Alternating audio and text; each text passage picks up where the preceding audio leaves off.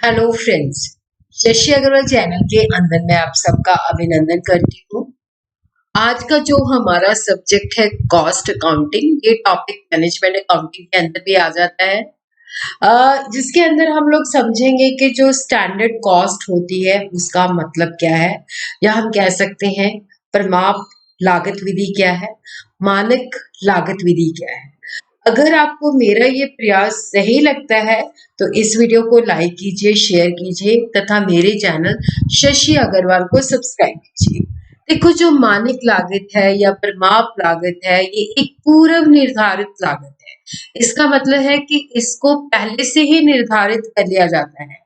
ये उत्पादन से पहले निर्धारित की जाती है कि लागत क्या होनी चाहिए। ये पूर्व निर्धारित के उत्पादन शुरू करने से पहले ही हम देखते हैं कि हमारी लागत क्या होगी।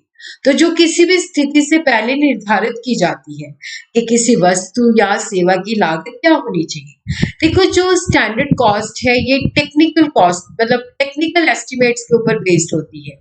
ये लागत मटेरियल, सामग्री, लेबर, श्रम, ओवरहेड के ऊपर आधारित होती है। लागत को नियंत्रण करना होता है, इसीलिए हम परिमाप लागत या मानक लागतों का उपयोग करते हैं। और इस तकनीक को हम कह सकते हैं मानक लागत निर्धारण।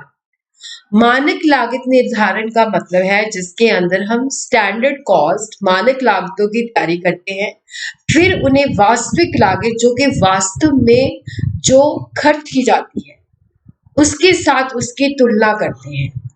फिर देखते हैं कि जो हमने पहले से निर्धारित की लागत और जो एक्चुअल में हमारी लागत है उसके अंदर कितना अंतर है, उसका कारण क्या है, उसका विश्लेषण किया जाता है।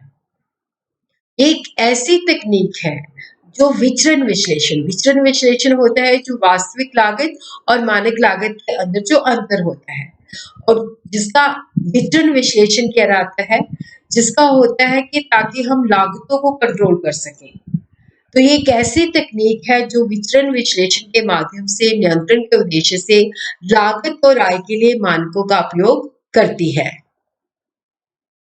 मानक लागतों को हम इस प्रकार से परिभाषित कर सकते हैं। मानक लागतों की तैयारी करना, देखो मानक लागत को हम परिमाप लागत भी कह सकते हैं। उनको तैयार करना, उनका प्रयोग करना, फिर उनका वास्तविक जो लागतें होती हैं उनके साथ हम उसकी तुलना करते हैं।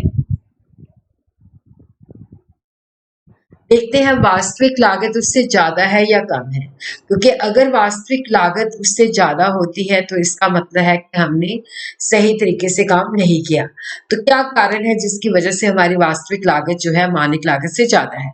तो मानक लागतों की तैयारी करते हैं, उनका प्रयोग करना, वास्तविक लागतों से उनकी तुलना करना, फिर कारण देखना, फिर प्रभाव की बिंदु को दर्शाते हुए जो विचरण का विश्लेषण किया जाता है।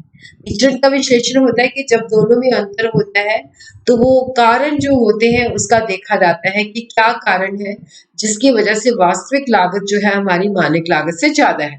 Chartered institute of management accountant London जो है लागत लेखांकन की परिभाषा की शब्दावली में जो मानक लागत है उसको इस तरह से परिभाषित करते हैं कि ये पूर्व निर्धारित लागत है जिसकी गणना प्रचालन के प्रबंधकीय मानकों और संबंध आवश्यक व्यय के अनुसार की जाती है।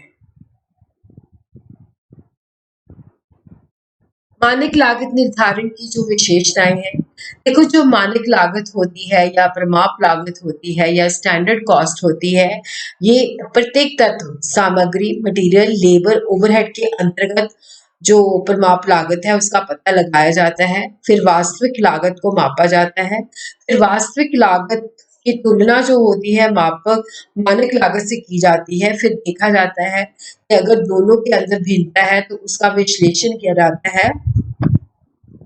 तो जो स्टेप्स है मानक लागत का निर्धारण किया जाता है, वास्तविक लागत की रिकॉर्डिंग की जाती है, उसकी तुलना की जाती है, अंतर का पता लगाया जाता है। फिर उसके बाद जो होता है उसकी रिपोर्ट तैयार की जाती है ताकि पता चल सके कि वास्तविक लागत अगर हमारी मानक लागत से ज्यादा है तो कहाँ पे हमारी अकार्यकुशलता है, क्या हम उसके लिए सुधार जो है उठा सकते हैं, किस तरह से उसको हम सही कर सकते हैं।